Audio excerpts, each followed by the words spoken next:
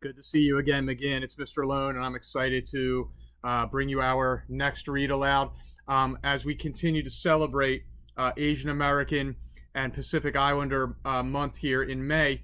I picked out a book today by Yan Suk Choi that is called The Name Jar.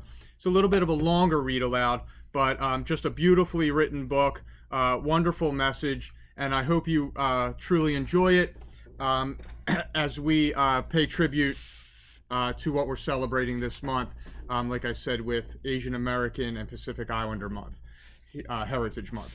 Here we go. The Name Jar.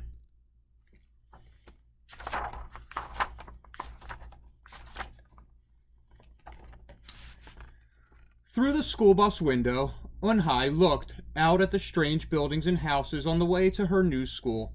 It was her first day, and she was both nervous and excited. She fingered the little block of wood in her pocket and remembered leaving her grandmother at the airport in Korea. Her grandmother had wiped away Eun-hye's tears and handed her an ink pad and a small red satin pouch. "Your name is inside," she had said. "My name?" Eun-hye had wondered. Again she took out the red pouch to look at the wooden block with her name carved in it. As she ran her fingers along the grooves and ridges of the Korean characters, she pictured her grandmother's smile. "Is that thing for show and tell?" a boy asked Eun-hye, surprising her. Eun-hye looked up as more kids leaned over. "No, it's mine," Eun-hye answered, quickly putting the pouch back in her pocket. "Are you new here? What's your name?" a girl asked. "Eun-hye," said Eun-hye. "Uni?" the girl asked, scrunching up her face. "Oh, Uni," some kids chanted. No, Eun-hye corrected. It's spelled U-N-H-E-I. It's pronounced Yun-hye. "Oh, it's Yui," the boy said. "Like you, hey. What about hey you?"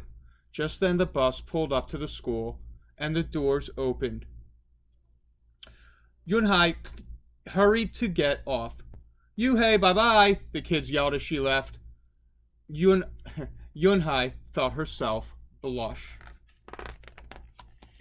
Yun-hye stood in the doorway of her new and noisy classroom. She was relieved that the kids on the bus had gone to other rooms, but her face still felt red. "Aren't you going in?" asked a curly-haired boy with lots of dots on his face. "You're the new girl, right?" he asked cheerfully. Yun-hye nodded, and before she could walk away, the boy took her hand and pulled her through the door. "Here's the new girl," he announced so loudly that the teacher, Mr. Kokotis, almost dropped his glasses. Mr. Kokotis thanked him and greeted Yun-hye. "Please welcome our newest student," he said to the class. "She and her family just arrived from Korea last week." Yun-hye smiled broadly and tried not to show her nervousness. "What's your name?" someone shouted. Yun-hye pictured the kids on the bus. I haven't picked one yet," she told the class, "but I'll let you know by next week." As Mr. Kokotis showed her to her desk, she felt many round, curious eyes on her. "Why doesn't she have a name?" she heard someone whisper. "Maybe she robbed a bank in Korea and needs a new identity," a boy replied. On the bus home, nobody teased her, but Yun-hye kept thinking about her name. "How was school, Yun-hye?" her mother asked when she walked in. "Did you understand the teacher?" Yun-hye simply nodded. She unpacked her school bag and set the red pouch by a photograph of her grandma. "I'm glad you are learning English well," her mother said. "You must study hard, behave nicely, and get good grades to show that you're a good Korean." "I will," replied Yun-hye. But I think I would like my own American name," she said quickly. Her mother looked at her with surprise. "Why? Yun-hye is a beautiful name. Your grandma and I went to a name master for it." "But it's so hard to pronounce," Yun-hye complained. "I don't want to be different from all the American kids." "You are different, Yun-hye," her mother said, "and that's a good thing." Yun-hye just wrinkled her nose. Later that day, Yun-hye and her mother went grocery shopping in their new neighborhood. They passed Fadil's Falafel, Tony's Pizza, and Dot's Deli. A big graffiti-painted garbage truck roared like a lion as it took off down the street.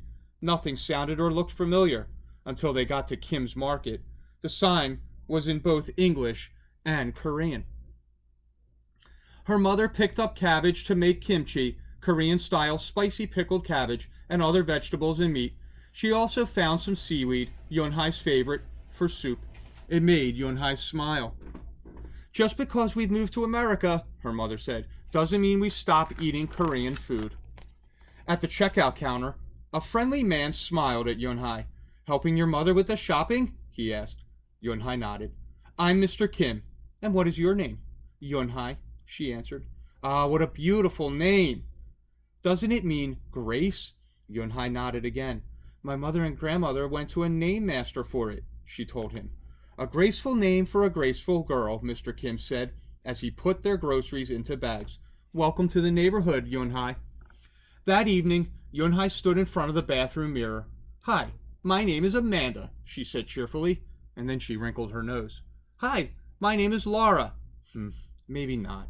Her smile turned down. Nothing sounded right. Nothing felt right. I don't think American kids will like me, she worried as she began to brush her teeth. Hi, my name is Chuzi, she said to the mirror with her mouth full of toothpaste.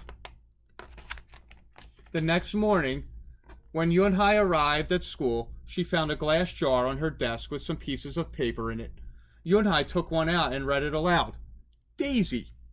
That's my baby sister's nickname, but she said you can use it if you want, said Cindy, who sat next to her. Yunhai took out the rest of the paper. Tamala, she read. I got it from a storybook, said Nate. She was smart and brave. Yunhai nodded and unfolded another piece. Wednesday. Yeah, you came here on Wednesday, said Ralph. Thank you for your help. A smile spread over Yunhai's face. Ralph quickly said, We'll put more names in. You can pick whatever you like, or pick them all, and you'll have the longest name in history.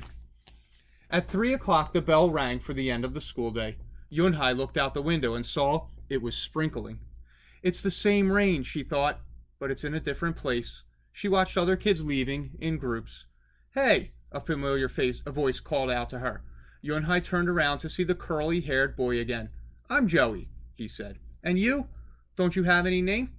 Yunhai thought for a moment. Well, I can show you, she said, and she took out the small red pouch. She pressed the wooden block on the ink pad and then stamped it on a piece of paper. This is my stamp name, she said. My grandma gave it to me. In Korea, I can use it as a signature when I open a bank account or write a letter.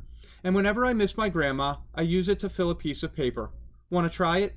She offered the stamp to Joey, and he carefully inked the stamp and pressed it hard on the paper. The red characters gleamed against the whiteness. Wow, that's beautiful, Joey said. Can I keep the paper? Sure, Yunhai said. And then the two of them shared her umbrella as they walked to the school bus. Every day the jar got fuller with more names, and Yunhai read them all. She found a few names she liked. Miranda, Stella, Avery. They sounded interesting. I hope you choose the name I put in, Marco told her at snack time. I put in 3 more, said Ralph. Madison, Park, and Lex. They're my favorite street names. Maybe you should close your eyes and draw a name, Rosie suggested. Ralph frowned. That's silly. What if she doesn't like the name she draws? Well, we didn't get to choose our names when we were born, did we? Rosie argued. Everyone thought about this. When Yunhai got home from school that day, her little brother ran to give her a letter. It was from Grandma. She opened it quickly. It said, To my Yunhai, I hope you are enjoying your new school and new friends. Be sure to help your mother and your little brother. Here the moon is up, but there the sun is up. No matter how far apart we are, and no matter how different America is from Korea, you'll always be my Yunhai, your grandma forever. Yunhai took out her wooden stamp and filled a paper with it. She thought for a long time in front of the bathroom mirror. On Saturday, Yunhai walked to Mr. Kim's store. Mr. Kim was helping a customer, but he looked up and greeted her. Hi, Yunhai. Hello, Mr. Kim, she replied. She felt as if she was back in her old neighborhood in Korea. Hey, said the customer, turning around. It was Joey. Your name is Yunhee? He asked with her eyes open. Yunhai looked quickly at Mr. Kim, then turned to Joey. She nodded slowly. Yes, it's pronounced Yunhai. And it means grace, Mr. Kim added. Yunhai, Joey said slowly, and this time perfectly. It made Yunhai smile. I'll have it ready for you tomorrow, said Mr. Kim to Joey. Thank you, Mr. Kim. See you Monday, Yunhai, Joey said to her. He left before she could ask him why he was at the store.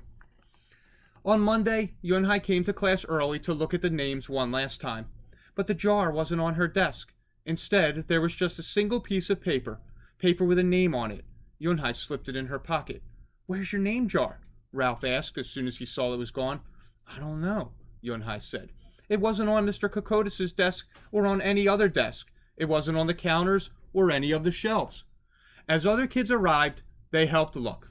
Soon Mr. Kokotis came in, and Ralph shouted at him, "The name jar's gone! The jar with all the names in it!" "Gone?" Mr. Kokotis replied. With a look of concern, he asked Yunhai, "Did you get a chance to read all the names?" Yunhai nodded. She took a breath. "I'm ready to introduce myself," she said. Yunhai wrote her name in both English and Korean on the chalkboard. "I like the beautiful names and funny names you thought of for me," she told the class. "But I realized that I like my name best, so I chose it again. Korean names mean something, and Yunhai means grace." "Grace, Grace in High," shouted Ralph. Everyone tried to say it. Yunhai said her name again slowly and clearly, and soon the kids began to say it better, even Mr. Kokotis. They applauded Yunhai's choice. "I was named after a flower," Rosie whispered to Yunhai. "Lots of American names have meanings too," Mr. Kokotis reminded everyone. When the class was dismissed, Yunhai heard her new friends say goodbye. "Bye, Yunhai. See you tomorrow." "Goodbye, Yunhai." Yunhai said goodbye and then looked around for Joey, but he was already gone. "Yunhai, Yunhai, come downstairs," Mother called up to her. "Your friend is here." Yunhai rushed down to see who she meant. There stood Joey, and in his arms was the name jar. "Where did you find it?" asked Yunhai breathlessly. Joey looked embarrassed. Well, I took it, but only because I wanted you to keep your own name. And you did." He reached in and pulled out the names. "Do you want to keep them?" he asked. "Thank you. I'll keep them as a souvenir," Yunhai said happily. Then she pulled out the piece of paper from her pocket. "Do you want this back?" Joey grinned. "You can keep it.